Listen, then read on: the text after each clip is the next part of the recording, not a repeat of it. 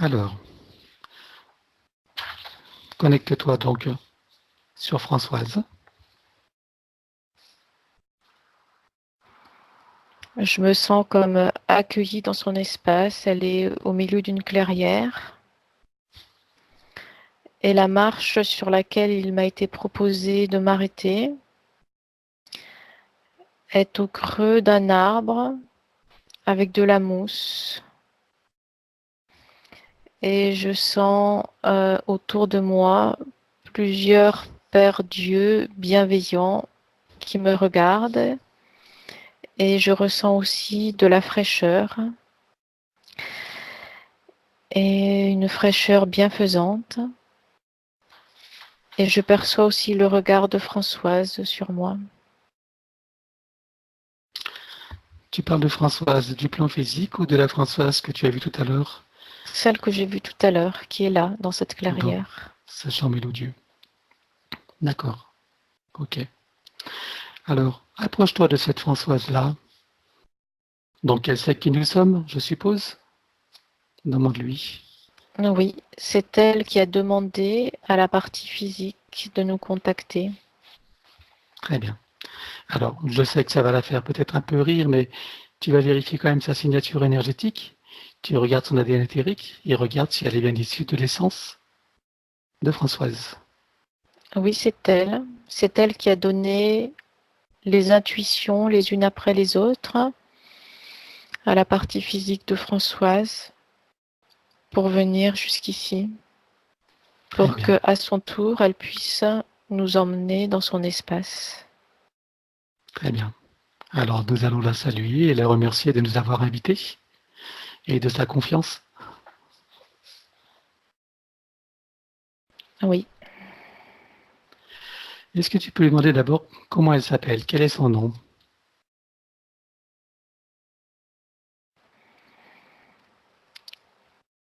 Elle me dit que parfois on me nomme Astarté et que c'est ce nom-là qui a été transmis à la partie physique. D'accord. Est-ce qu'elle a quelque chose à voir avec cette déesse grecque? Elle possède une part de son essence. Ça n'est pas elle en tant que telle, mais elle possède une part de son essence.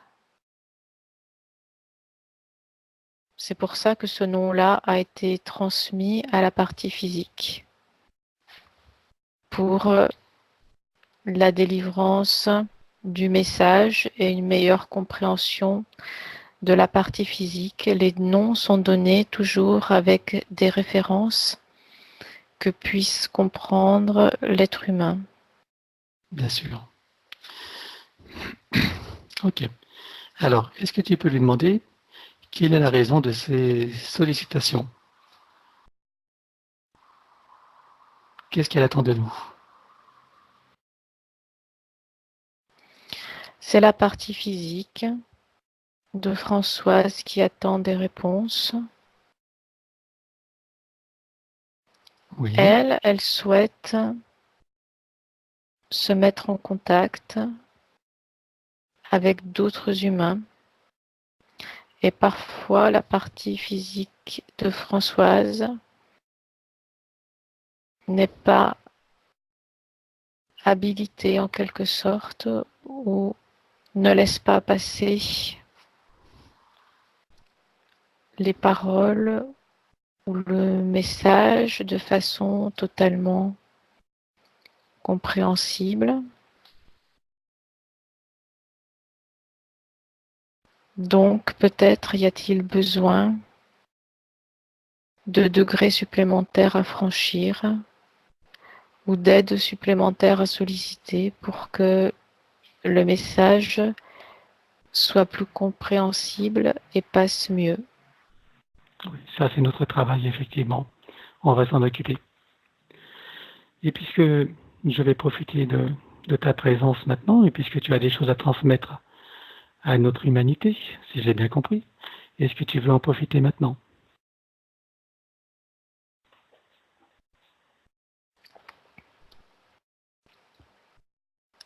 Elle me dit qu'il y a comme un décrochage de l'humanité et que la plus grande partie de l'humanité est de plus en plus difficilement contactable et que elle aussi doit trouver de nouveaux canaux pour pouvoir communiquer, de même que nous, humains, cherchons de nouveaux canaux également pour communiquer. De nouvelles choses doivent se mettre en place pour que l'échange puisse se faire entre les différents plans. Qu'est-ce que tu vois qui pourrait se mettre en place pour que cela puisse se faire? Quels conseils tu peux donner?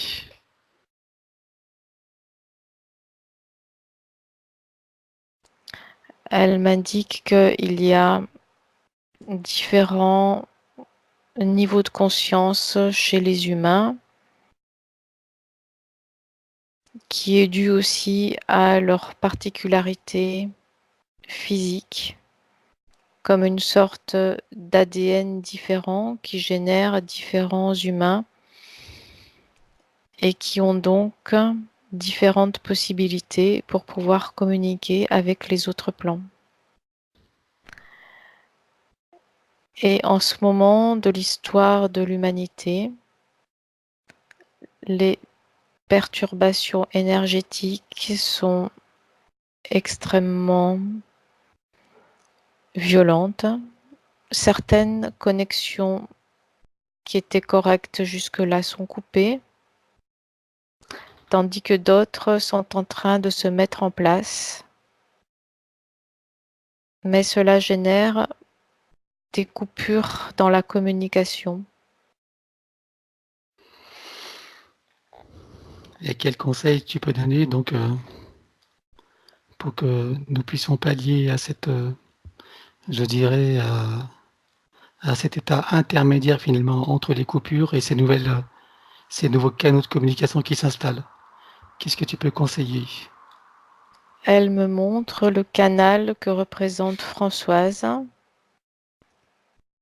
qui a besoin d'un rééquilibrage au niveau de ses corps subtils pour pouvoir mieux percevoir les présences des autres plans,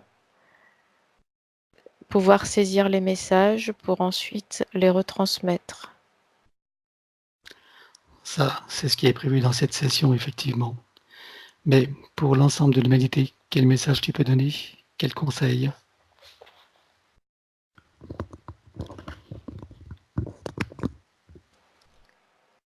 Et il faut que tous les humains ouvrent leurs canaux de perception, qu'ils fassent l'effort urgemment d'ouvrir leurs canaux de perception pour ne pas se laisser engloutir par cette mer démontée de fréquences, pour ne pas se laisser engloutir par les fréquences basses. Il y a des mélanges fréquentiels qui se passent, comme si le sombre venait dans le clair et le clair dans le sombre, ce qui crée une instabilité.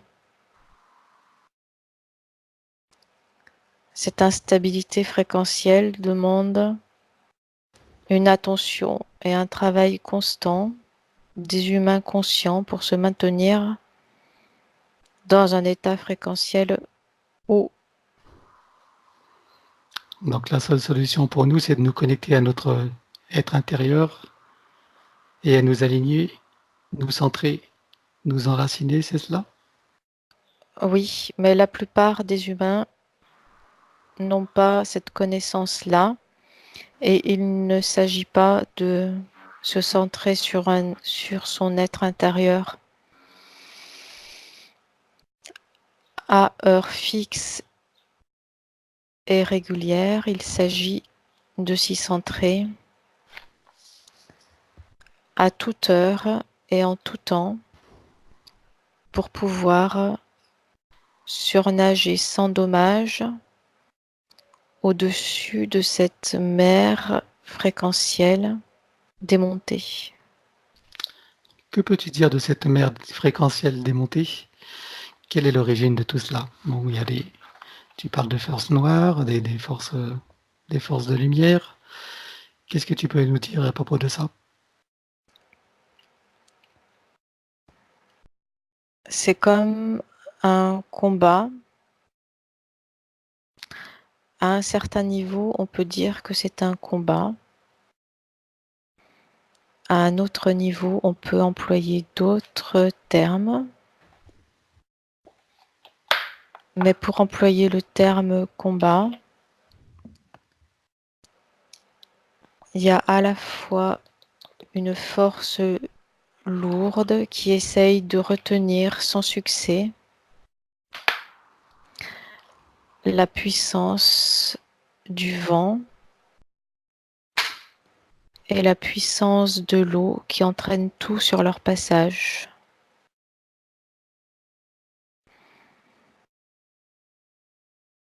Gaïa monte ses fréquences irrésistiblement. Elle s'élève, s'expanse, se dilate et vient bousculer tous les anciens schémas fréquentiels qui se délitent et tentent de se raccrocher désespérément en resserrant leur prise, sans succès. C'est irrémédiable. Et les humains sont pris au milieu de cette tempête. Certains vont sombrer, d'autres vont s'élever. Il y a comme une séparation, deux voies qui se créent.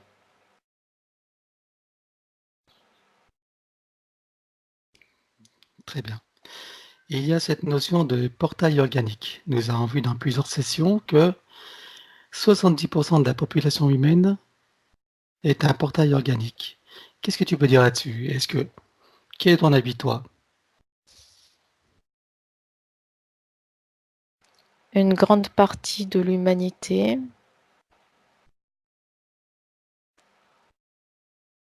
est en train maintenant, c'est imminent, de quitter le plan physique car ne supporte pas ces nouvelles fréquences et est incapable de s'y adapter.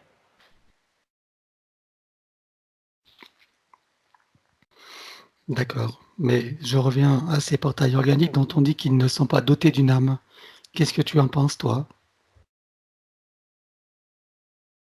Ils sont comme un décor, ils font comme partie du décor et sont également une source de travail pour les âmes descendues sur ce plan et qui tentent de surnager. Ce que l'on appelle les portails organiques sont sur le point d'être engloutis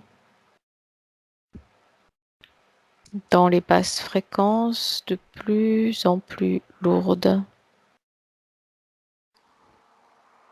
Est-ce que 70% de la population est une proportion réaliste? C'est exact. Et ces êtres-là n'ont aucune possibilité d'évolution ou de conscience? Ils ont tous une programmation différente. Certains, par leur intention et par leur volonté, peuvent regagner des plans supérieurs, mais la grande majorité va sombrer. Ok. Est-ce que tu veux profiter encore de cette occasion de t'adresser d'abord bien sûr à Françoise et ensuite à notre collectif humain pour, euh, pour exprimer encore des choses qui sont importantes?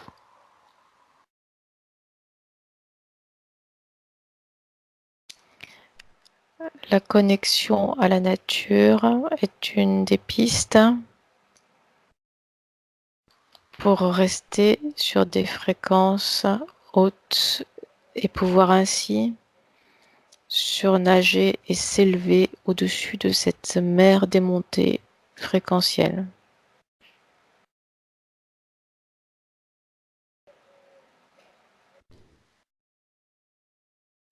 Et tout le monde, tous les êtres qui sont là, dans tous Qui les sont... esprits de la Attends, nature tu sont peux là, revenir, qui sont là, il y a une coupure. tous les êtres de la nature qui sont là dans cet espace nous regardent en tant qu'humanité et nous assistent et nous aident aussi De quelle en manière nous ces, aide-t-il? en ces périodes troubles. Par quelle action est-ce qu'il nous aide? De quels moyens?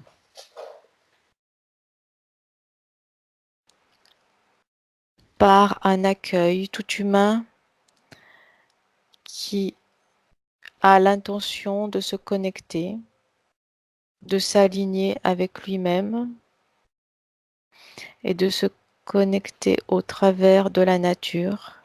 Il y est accueilli, accompagné et aidé. Quand tu parles de la nature et des esprits de nature, tu parles aux elfes, aux fées, aux gnomes, etc. Oui, plusieurs types d'êtres sont là. Est-ce que tu peux en nommer d'autres?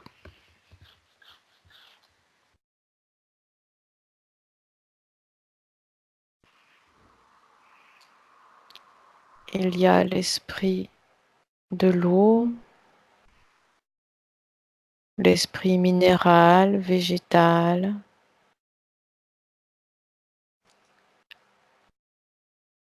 l'esprit des arbres. Mais il y en a plusieurs. Par Ils sont espèce? là autour, oui.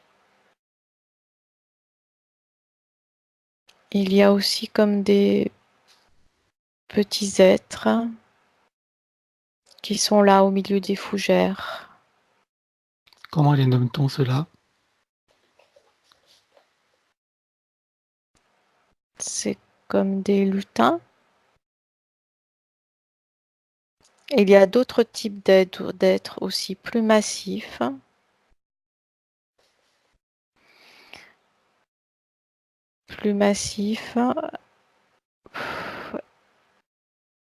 plus grands que les premiers. Est-ce qu'on peut parler des trolls, par exemple?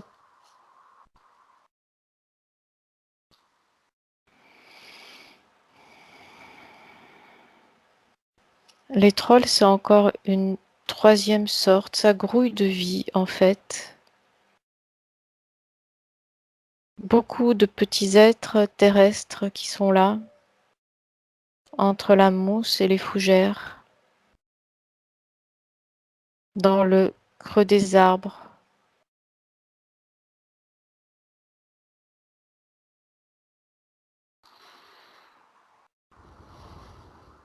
Ils sont tous là et nous regardent, assistent l'humanité.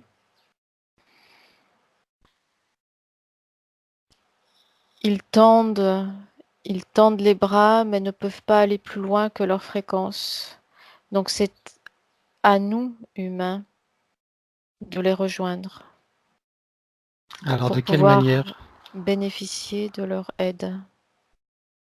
De quelle manière alors sur un plan pratique pour ceux qui vont écouter cette vidéo, si elle est bien sûr diffusée avec la permission de Françoise, de quelle manière est-ce que les humains peuvent, je dirais, être en collaboration avec tout ce monde de l'invisible, ce monde d'autres dimensions?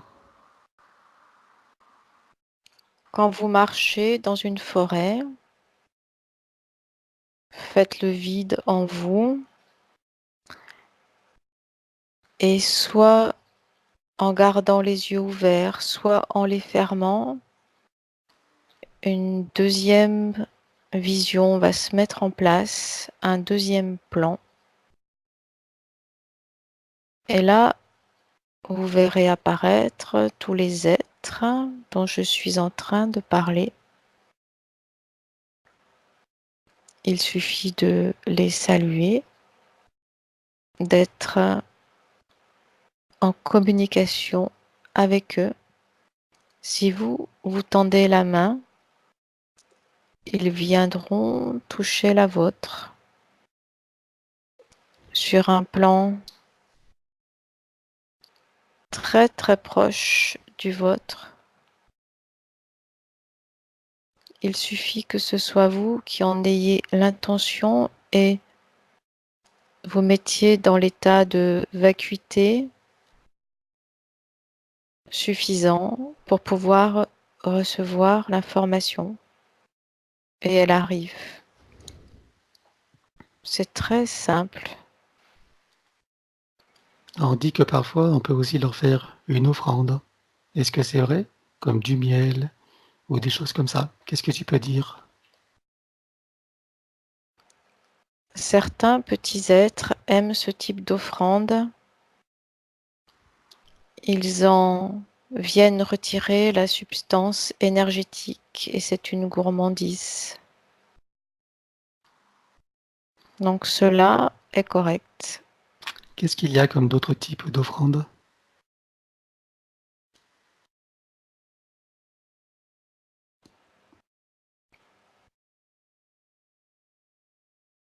Même sans faire des offrandes dites de nourriture, certains humains installent au cœur de la forêt, comme un coin secret connu d'eux seuls, en créant de mini-hôtels qui sont comme des vortex, des liens de communication possibles entre ces deux dimensions. Ceci est fort apprécié aussi. Est-ce qu'on peut dire qu'il y a aussi des esprits du lieu?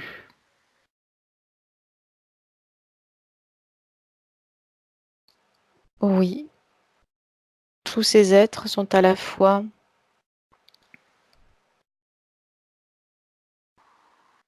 une émanation de l'esprit général, en quelque sorte, qui vient se manifester en plusieurs lieux, et cela est ce que vous nommez l'esprit du lieu, qui vient chaque esprit du lieu vient se rattacher à une conscience plus large. Tout est Et relié. la communication avec l'esprit du lieu, est-ce qu'elle peut aussi entrer dans une collaboration et de quelle manière? L'esprit du lieu entre en collaboration avec les humains qui viennent entrer en communication consciente avec lui. C'est possible. Quel genre de collaboration il pourrait y avoir alors entre l'humain et l'esprit du lieu? Cette aide se fait au niveau fréquentiel pour l'humain qui vient la solliciter. Est-ce que ça veut dire qu'il peut y avoir une augmentation fréquentielle de l'humain à ce moment-là? Oui, il faut que ses intentions soient pures et que l'humain soit prêt à accepter l'aide qu'il vient solliciter. Beaucoup d'humains viennent solliciter cette aide, mais ne sont pas prêts à l'accepter. Ils n'ont pas fait de place en eux pour pouvoir accepter ce cadeau fréquentiel proposée et donnée par les esprits de la nature. Qu'est-ce qu'il leur manque pour pouvoir faire cette place? Ce n'est pas ce qui leur manque, c'est ce qu'ils ont en trop et qu'ils ont oublié de laisser à l'orée de la forêt. Donc il leur manque de se rappeler. Laisser ses préoccupations à l'entrée, comme enlever un vêtement, enlever le vêtement de ses préoccupations, enlever le vêtement de ses soucis, enlever le vêtement de son ego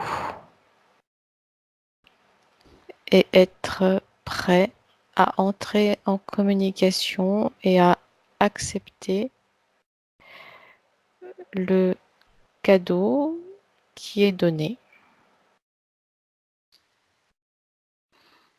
Très bien. Est-ce que tu as quelque chose à rajouter spécifiquement pour Françoise?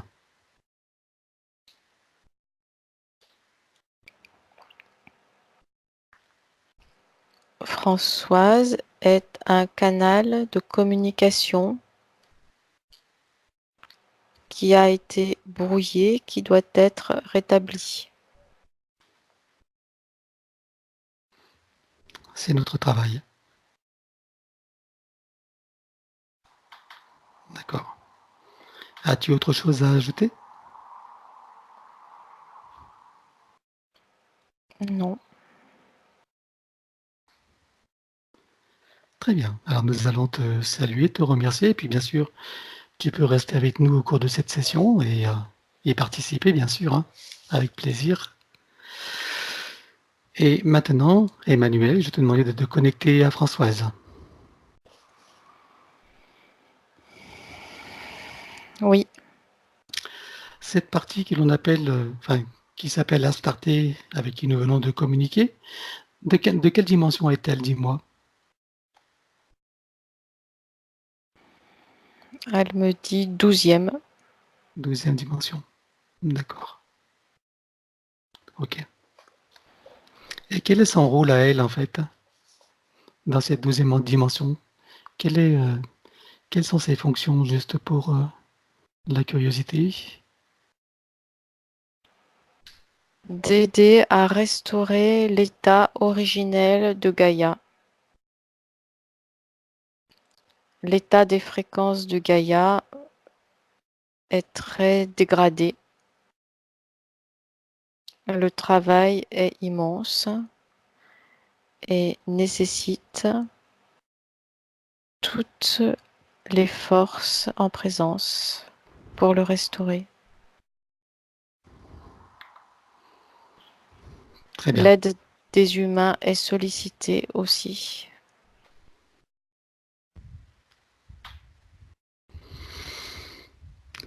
Ok, merci.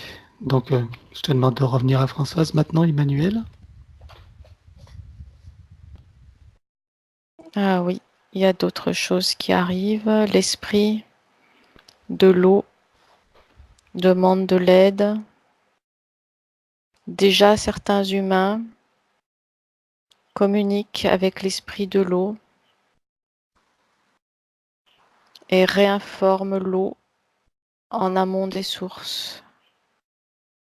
D'autres humains doivent le faire encore et encore. Il faut que plus d'humains le fassent, car l'eau est information, est à la base de toute manifestation de vie.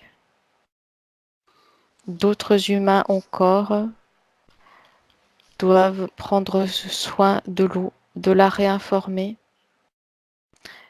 et d'aller dans la nature, vers les sources et partout où se trouve de l'eau pour, comme la réensemencer et la réinformer Certains humains le font déjà, mais ce n'est pas suffisant. Il faut qu'il y en ait plus.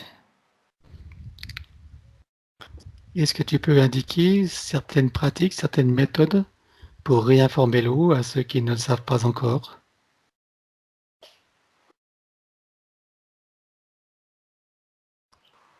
Plusieurs méthodes sont correctes.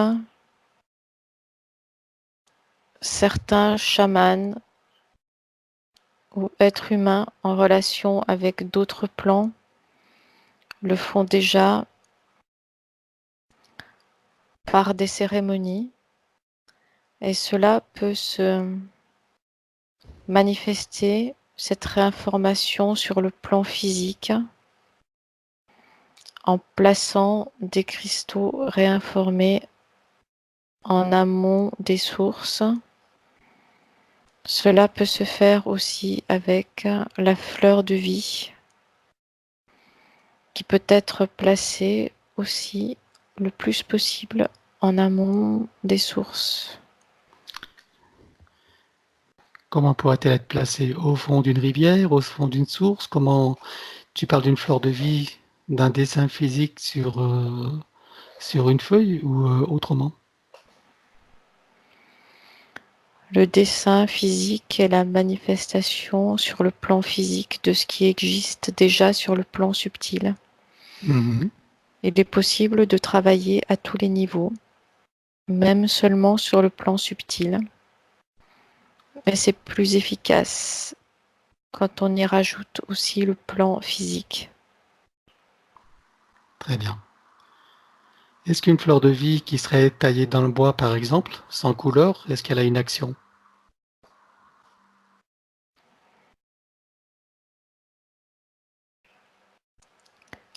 Elle a une action mais qui est incomplète. Qu'est-ce qu'il lui faut pour être complète?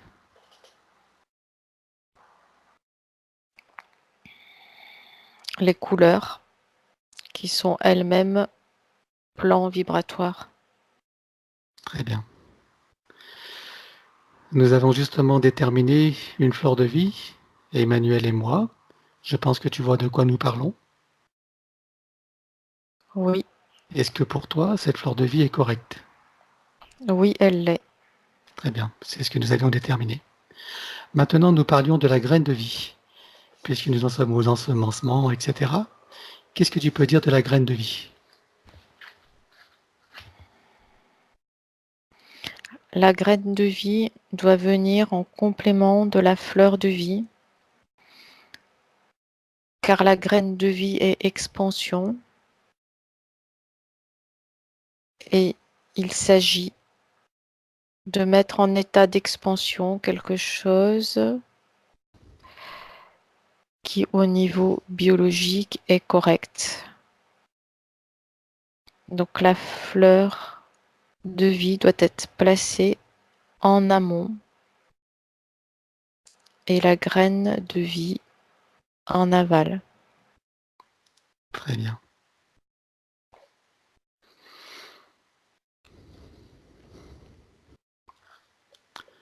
Est-ce que tu as d'autres conseils à donner justement pour réinformer l'eau? Est-ce que fleur de vie, graines de vie sont suffisantes ou est-ce que tu vois d'autres choses qui pourraient compléter encore cette réinformation? Il peut être utile aussi de placer des cristaux réinformés en amont des sources. C'est très puissant aussi. Quand tu parles de cristaux réinformés en amont des sources, est-ce que ça pourrait être des cristaux placés sur une fleur de vie et Oui, ensuite sur une graine de vie? exact. D'accord. Et pour expliquer le processus de placer un cristal sur une fleur de vie, combien de temps pourrait-il être exposé? Un cycle de 12 heures. 12 heures pour la fleur de vie Oui, et pour la graine de vie? 6 heures. 6 heures pour la graine de vie. Oui, D'accord. Ainsi, nous pouvons considérer que le cristal est informé et propre à informer l'eau, réinformer l'eau. oui, cela constitue une base dans le monde physique très puissante. Et s'il est nécessaire que ce soit un gros cristal ou, ou un cristal moyen ou petit peut faire l'affaire? La taille n'a pas d'importance, c'est la pureté qui importe. Très bien. C'est ce que je voulais savoir. Donc là, si j'ai bien compris, je suis en train de parler à l'esprit de l'eau.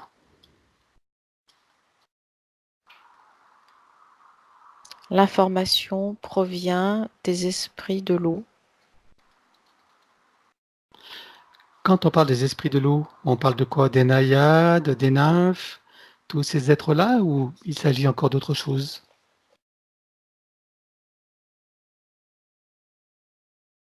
Les naïades et les nymphes sont les enfants de l'esprit de l'eau. C'est la manifestation sur un certain plan. C'est une partie,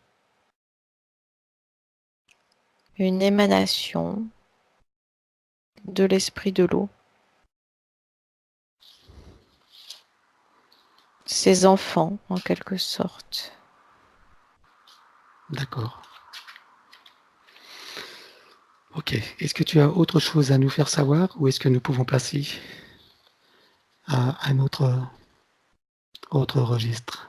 C'est bon. Très bien. Nous allons te remercier et te saluer. Et j'espère que toutes ces informations feront le profit d'un maximum d'entre nous pour vous aider à réinitialiser, je dirais, notre terre-mère. Alors, Emmanuel, est-ce que tu veux maintenant revenir et maintenant te reconnecter à Françoise?